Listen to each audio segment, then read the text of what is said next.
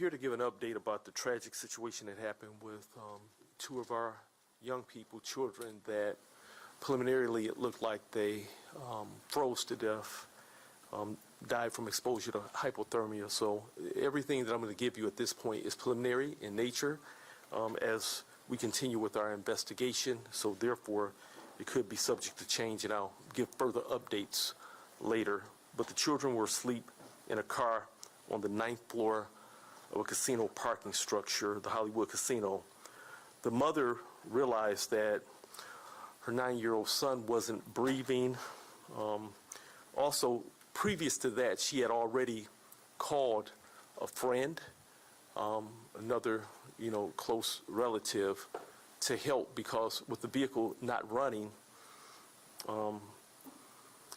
trying to figure out whether it was a mechanical failure, it had ran out of gas. So they were already on site in another vehicle, attempting with gasoline to get the vehicle started. When the mother realized that her son wasn't breathing, she did make a 911 call, but the friend in a Buick immediately transported the 9-year-old, put him in the car and transported them to Children's Hospital. While en route to Children's Hospital, as they checked on the other children that were in the van, and it was a total of 5 children in the van, they realized at some point that the 2-year-old wasn't breathing, and so a telephone call was made to the friend that was transporting the 9-year-old at Children's Hospital to return so that the 2-year-old could be picked up. Once the vehicle returned, the Buick, we have videotape where we see the whole entire family get into the Buick, and they all were transported to Children's Hospital. With that, like I said, the call came in at 12:12 from the mother. It was very limited information that was given to our 911 call taker as to the location of where everything was happening. It was just at the casino, no description of the vehicle, etc. Our call taker continuously kept the line opening, trying to identify where in the description and what was going on. A 911 call taker called the mom back numerous times, and ultimately we received a call from the hospital that they had 2 children there who were deceased. Our officers responded to the hospital. The hospital had notified us at 12:47. Our officers, like I said, responded to the hospital, and from there we continued with the investigation, talked to the mother, and also talked to the grandmother, and they were able to give us the specific locations as to where the van actually was that was parked on the 9th floor at the Motor City Casino. And so we do know that on that day and time that the temperatures were below 32 degrees, and from all, talking to hospital staff, and of course, ultimately the medical examiner will determine the cause of death, but just on the surface right now, it appears that it was exposure to hypothermia. So at this point, I'll be around to answer additional questions, but I'll turn it over to the mayor, and at the end of the press conference, we'll answer questions. Thank you all. Thanks, Chief. It's a terrible day in Detroit as we deal with the tragic loss of 2 young people, and it's got to make us rethink everything that we're doing. The heartbreaking part of this is that there were family shelter beds available just a few miles away from where the family pulled in to that Greektown structure, but brings home the point that having services available doesn't mean very much if the residents who need them don't know how to access them. I meet every 2 weeks with the police chief and all of the command staff to talk about what's going on. And last winter, the commanders were telling me that they were picking up unsheltered individuals in the evening and taken them to shelters and couldn't get them in, which made me very angry because I thought we had contracts that shelters did not turn people away. But we got our housing and redevelopment team together with the Detroit Police Department and dramatically changed things for this winter. We added 400 more shelter beds, going from 900 to 1,300 for this winter. And then we added another 110 drop-in beds. And drop-in beds are really important because while a shelter may be full, the drop-in center will take an individual any time of the evening and never turn anybody away. And 75 of those beds were family beds, exactly the type we needed here. And then we added a third piece. The angels of this city are our homeless outreach workers.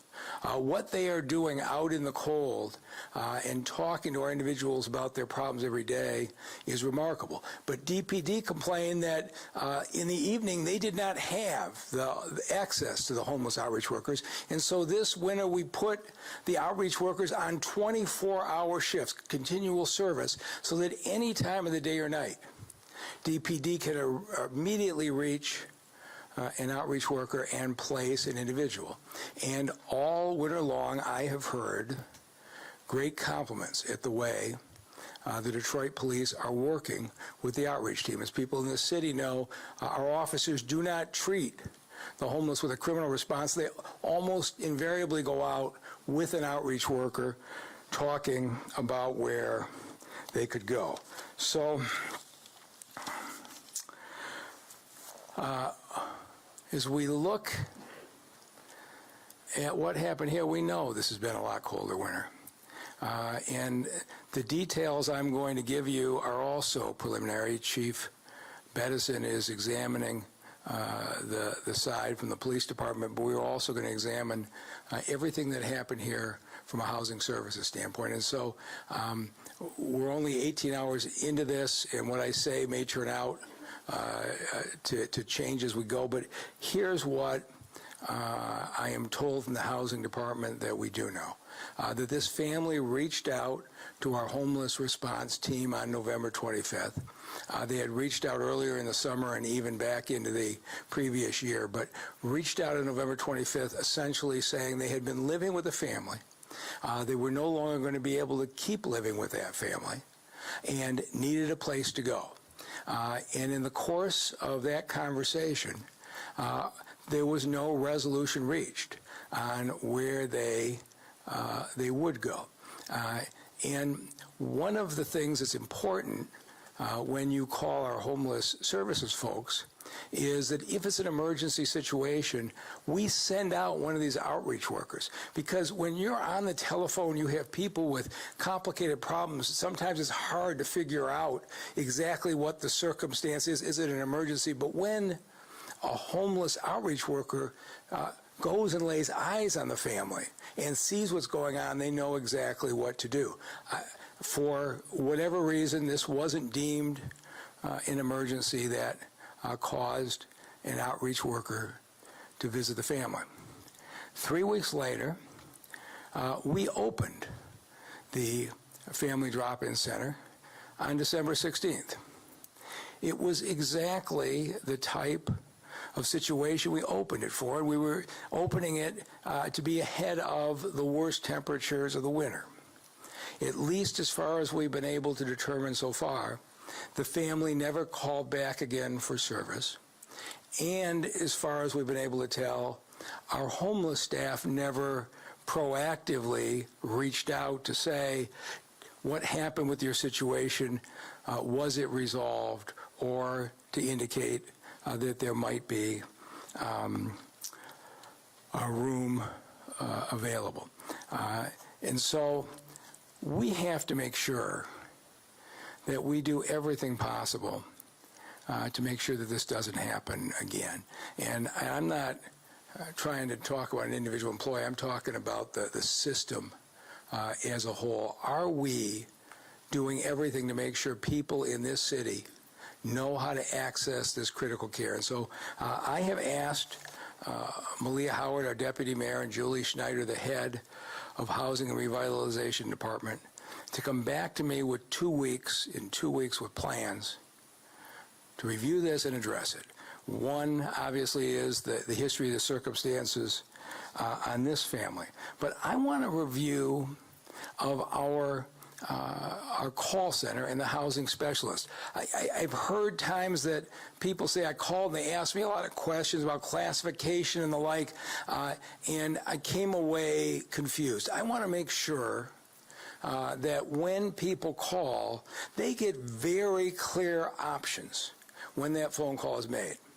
And I am asking them to put a policy in place that any time minors are involved experiencing homelessness, that our outreach workers automatically do a site visit. Anytime we've got children in danger of being on the street, I want that outreach worker face-to-face and identify what the situation is and make sure it is resolved.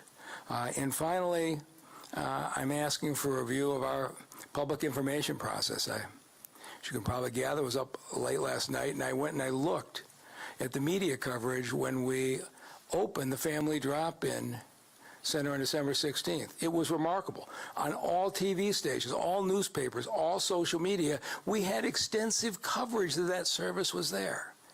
But the reality is that somebody living in a car or somebody living on the street isn't getting that information. And I want us to think through how we make sure the people who need it the most know that we are there for them. The people in this city who are working on this are remarkable. You have got churches, you have got nonprofits, you have got warming centers. You have a lot of people in the city willing to step up and help during the winter. But I think it's really important right now that we just clarify to everybody 2 simple rules, and we have to do this to make sure it doesn't happen again. If during the day you are in danger of homelessness, you call the hotline. It's spelled in well-publicized 866-313-2520. But if it's after 6 o'clock at night and an incident's happened, you've been pushed out of the house, you're in an emergency situation, go to your police precinct. Because in this city, our police work hand in hand with our homeless prevention folks. And if you get to the police precinct, you don't need to navigate anything. The officers there will greet you and take care of you and make sure you get to the shelter that you need. We just can't have something like that happen in this city again. So the deputy mayor and the head of Housing Resources have been on their assignment for about 2 hours. I know they'll get it done thoroughly and competently. And with that, I'll introduce the deputy mayor, Malia Howard.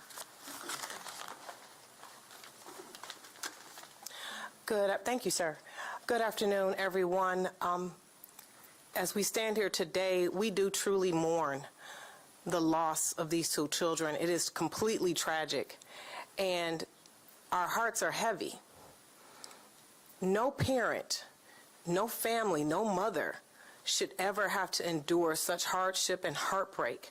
And so our hearts go out to her and to her mother and her extended family. As Mayor Duggan just stated, over the course of the next 14 days, my team and I, along with Director Schneider and the Housing Department, will undertake a complete process review of what has happened.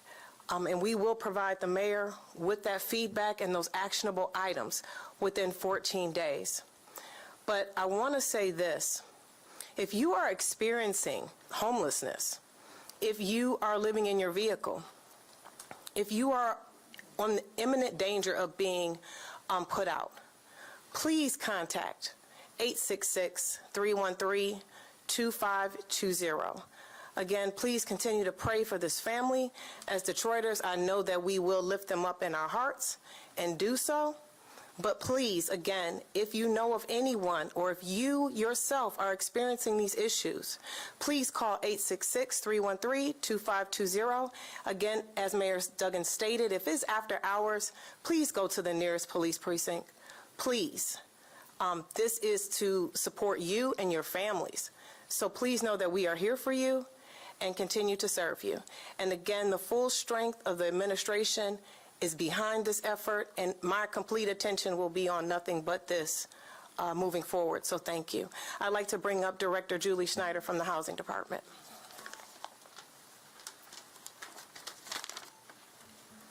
Hello. We're certainly saddened to be here today as we mourn these tragic losses. I certainly share in the sorrow as we mourn the death of two of Detroit's children. Just 2 weeks ago, I was out with the outreach teams on the east side of Detroit as part of the annual count of unsheltered households. I wanted to go out with our outreach teams. I wanted to see the work that they do every day. I wanted to talk to individuals and households who were experiencing homelessness. While we were out that night, we encountered one gentleman on the side of the road. He was quite literally cold and shivering that night and needing help and wanting help. I called for a Lyft ride while our team waited with him and talked to him. And that Lyft ride took him to one of our drop-in shelters as all of our outreach teams were out that night conducting outreach. As the mayor mentioned, this winter has been colder than previous winters and has been difficult and highlights the need to provide these services. In preparation for this winter and based on residents' need, we brought on an additional 400 shelter beds since December of 2023, and an additional 100 drop-in shelter beds for residents who are sleeping outside or who are in cars. We have expanded the work of those outreach teams like the one that I accompanied. You know, they're out every day meeting with unsheltered households, working to connect them to services such as shelter, housing, every single day. And that work was expanded to 24/7 since last year. You know, in light of these tragic events, as the mayor and deputy mayor said, I will conduct a review of the service delivery and coordination within the next 14 days. Also within the next 14 days, I'll be reviewing a history of the family as it relates to their calls for services for those experiencing homelessness. And I believe with that, we will open it up for, I'm sorry. So at this time, we'll open it up to the media for questions. And I can already tell you that as far as the investigation, there's not a whole lot I can say. But we'll take the first question. Faraz from Channel 7. Just a couple of things. Could you shed some light as to how many people were inside the van and ages as well, please? It's a total of a total of 5 children and 2 adults that were inside the van. Would you be able to share ages? I'll have my team get the ages to you. What's the ages? We'll get the Yep. 13 to 2. Yep. 13 to 2. Is anyone detained right now? No. Okay. And I guess, Mayor, this is probably a question for you, and you kind of partially answered that by 2 simple rules that you mentioned. I have experienced quite a few homeless people who are experiencing homelessness reaching out to me over the years, kind of trying to understand what options they have. And, you know, I've helped some, I've tried to get help for some, but, you know, there's always this roadblock. Either they don't have the information because probably they're not watching, you know, television or they're not on social media, or when they do call some of the numbers that are designed to help these folks, they don't receive the help. And they're frustrated, they're sad. What would your answer be for those people who try to utilize the services, but they've just been let down? When we entered this winter with 400 more shelter beds and the 110 drop-in beds with a contract that nobody is turned away at the drop-in shelters any time of the night, the service is there. We have got to do a better job of educating folks on the fact that the service is there and getting people to it. And we've educated the police department, we've educated the outreach workers, and I think you can help us continue to educate the public. Is there more that perhaps the city can do? Yeah, that's what I'm asking the deputy mayor and the housing director. I think the key is, and I think I said this, the beds have to be available. We have to put eyes on these families experiencing homelessness with our professional outreach workers. We have to get them physically there and get an immediate response. You just learn so much more being with them than you get off of a phone call. And I do expect we are going to dramatically expand the site visits of the outreach workers, particularly with regard to families with children. Do we have enough outreach workers? We will do whatever we have to do. So we're already working on it, but we just added a second shift to outreach workers in the evening. I'm confident.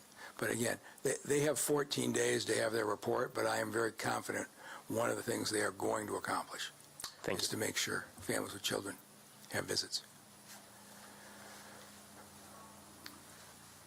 Ed White from the Associated Press. Chief, can you explain the significance of the casino garage for this family? Why they ended up there? And I'm wondering, I'm not familiar with that 9th level of the garage. Is it somewhat isolated, and that perhaps prevent maybe passersby or others from seeing the van and what might have been going on? What was the significance of that site? So I definitely don't want to speculate, but in having a conversation with my detectives that interviewed the mother and the grandmother, and don't want to get too far into actually what was said, but I will tell you that at the casino is definitely free parking. It has an aspect of safety to it if you're going to be sleeping in a vehicle. And then another aspect of it is you're able to go inside the casino and utilize restroom facilities. Did they do that? Did you know if they went in the casino at any point? At some point, I was told that by my detectives that, yes, they would utilize casino restrooms. I guess that raises another point. Did anyone from the casino see them at all? I'm not going to get... Was there an opportunity there to intervene? I'm not going to. The investigation is ongoing, and so definitely don't want to do anything. And I'm not going to go into a lot that I do know just based off of the fact that I want to give this mother dignity, and I'll just present the facts to the Wayne County prosecutor and allow her to do her job. So, Chief, with this ongoing investigation, is the city now providing this family some resources, housing, or any other resources?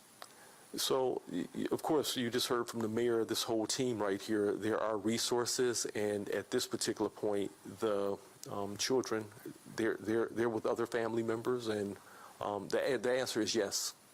And Malia Howard will be coordinating that. I'm sorry? The deputy mayor will be coordinating that. Okay. And follow up on his question, do you know how long the family had been seeking shelter at that parking garage? Was yesterday an isolated incident, or had they been seeking shelter there over days? They moved around from various casino parking lots, so that wasn't the only casino parking lot that they would sometimes camp in or stay. Thank you.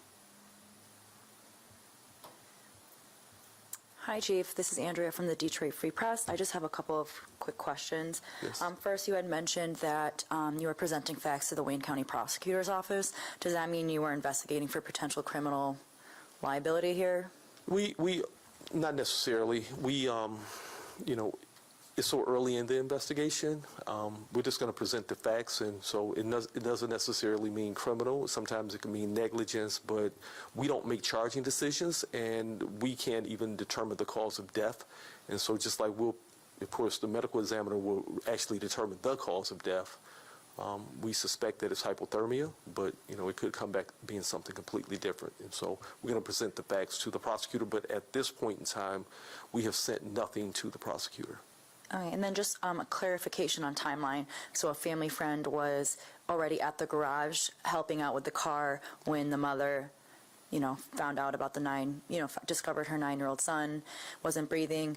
The family friend took the child to the hospital, and that's when, was it the grandmother that reported the 2-year-old that was not breathing, or was it the mother? I believe that was the grandmother. It was the grandmother. Okay, Yes. grandmother. And then, last question, how were, the other children, how were they dressed? And how were they found when they were found? Were they in proper clothing, or? Yeah, see that, I don't want to get into that detailed of the investigation, but we'll present those facts to the Wayne County prosecutor. But the only thing I'll say is this, for the good of the public, that in temperatures like this, a vehicle will not insulate you from exposure. So therefore, if you're out there, and I'll just use this example, because I've been thinking about this over and over and over. You ever leave a gallon of water or a gallon of milk in your car, and the next day you go to it, it's frozen solid. And so for anybody that's out there now, just seek shelter. Okay, thank you. John Hewitt, WWJ. Most of my questions have been asked and answered, but I did have two for clarity, please. The mayor mentioned that the family reached out to the city in November. Had they been living in this vehicle since November, maybe not at the casino garage for that period of time, or can you add any more context as to how long they had been living in this vehicle? From my preliminary investigation and talking to detectives, anywhere from 2 to 3 months. And when it comes to the other children being with other family members now, not to sit here and second guess on the tragedy, but were they, other family members, just not aware of this situation with the family? Because after this incident, they can take these kids in, but other family may not have known, or do you have any idea as to, why they were in the situation they were in? You definitely don't want to speculate, but from what I've been told, is that the mother had a lot of pride. She loved her kids, and she wanted to keep the family together. Thank you.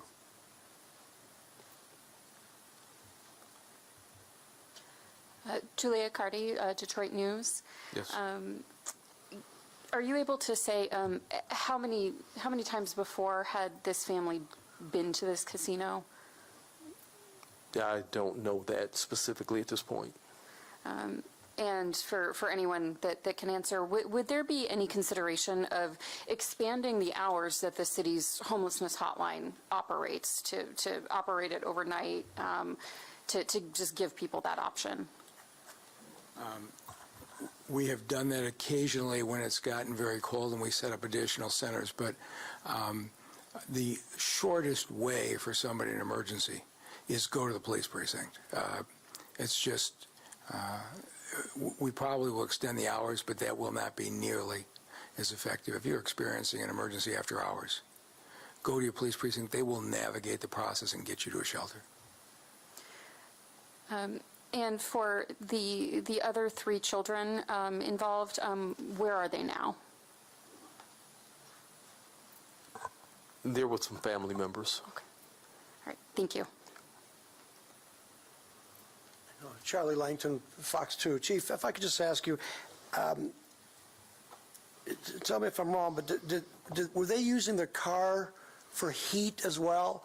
And then at some point, did they run out of gas? And if that's the case, how long had they had no heat? So they were using their car as shelter, and at some point the vehicle either ran out of gas or had a mechanical failure. We'll later be able to determine that, but during the night the vehicle stopped. It was frigid, and as a result, we're here today. And the first call that was made to any authority was roughly noon-ish or Yes, so? sir. Yes, sir. So we're talking a number of hours that there was no heat in that car? Yes, many hours. So, yes. And Mayor, if I could just, thank you, Chief. If I could just ask you, I'm assuming it's not a viable place to shelter at a casino parking lot. What would you say to the business operators that maybe are providing some safety, but is that the proper way to do that? Yeah, I'm not sure that the casino operators had any idea that this was occurring, but, you know, we have the ability to shelter you tonight. Please call the hotline or go to the police precinct. And those, just so I'm clear, if someone is listening to this right now, they are in need of a shelter, they can call the city 24 hours a day and they can get a place to shelter. They can call the city until 6 p.m. at the hotline number. After 6 p.m., go to the police precinct. Thank you. Thank you. All right. Thank you all.